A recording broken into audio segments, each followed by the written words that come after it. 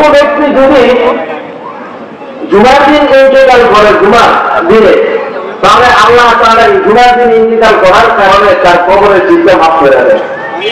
তবে শর্ত হলে ইমান নিয়ে মরতে হবে, বেঈমান হলে হবে না, ইমান নিয়ে মৃত্যুবরণ করতে হবে। কেউ যদি রমজান মাসে ইন্তেকাল করে, রমজান মাসে ইন্তেকাল করার কারণে তার কবরের চিন্তা আল্লাহ ক্ষমা করে দেন। আর কেউ যদি 5 ওয়াক্ত নামাজের পর আয়াতুল কুরসি পাঠ করার অভ্যাস করে, আয়াতুল কুরসি পাঠ করার অভ্যাস, আল্লাহ সুবহানাহু ওয়া তাআলা এই আয়াতুল কুরসি পাঠ করার অভ্যাস, এই আয়াতুল কুরসি পড়ার কারণে 5 ওয়াক্ত ফরজ নামাজের পর আল্লাহ তাআলা এই ব্যক্তির কবরের আযাবকে মাফ করে দিবেন। এই আয়াতুল কুরসির ফজিলত এটা বিশাল লম্বা তাফসীর আলোচনা, যেহেতু সময় নেই এজন্য দুনিয়া এবং আখিরাতের দুইটা ফজিলত করলাম। কবরের যে সত্য, এটা হাদিস দ্বারা প্রমাণিত, কবরে যে আযাব সত্য।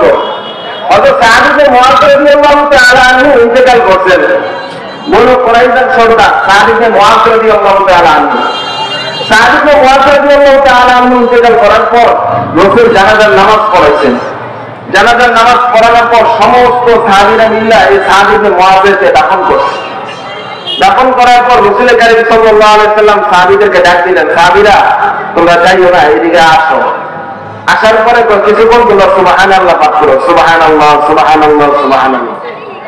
হাদিসের বর্ণনাকারী রাবী বলতেছেন ফাসাব্বাহনা জমাআন তাওয়িলা, দীর্ঘক্ষণ সুবহানাল্লাহ সুবহানাল্লাহ সুবহানাল্লাহ পাঠ করলাম। এবার রাসূল বলতেছেন ফাহাল্লিলু, তোমরা কিছুক্ষণ সময় লা ইলাহা ইল্লাল্লাহ লা ইলাহা ইল্লাল্লাহ পাঠ করো। হাদিসের বর্ণনাকারী বলতেছেন ফাহাল্লাল্লাহ জমাআন তাওয়িলা, আমরা দীর্ঘক্ষণ লা ইলাহা ইল্লাল্লাহ লা ইলাহা ইল্লাল্লাহ পাঠ করলাম।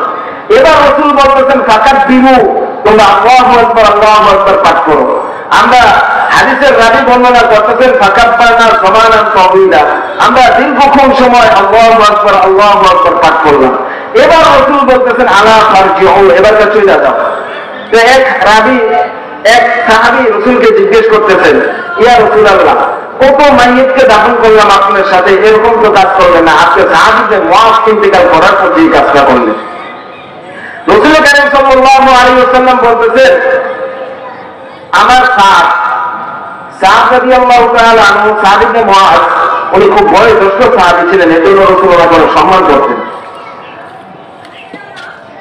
রাসূল কারীম সাল্লাল্লাহু আলাইহি ওয়াসাল্লাম যে সম্মান করতেন, রাসূল বলতেছেন এই সাদ মারা যাওয়ার পরে ৭০,০০০ আসমানের ফেরেশতা তার জানাজায় অংশগ্রহণ করছে।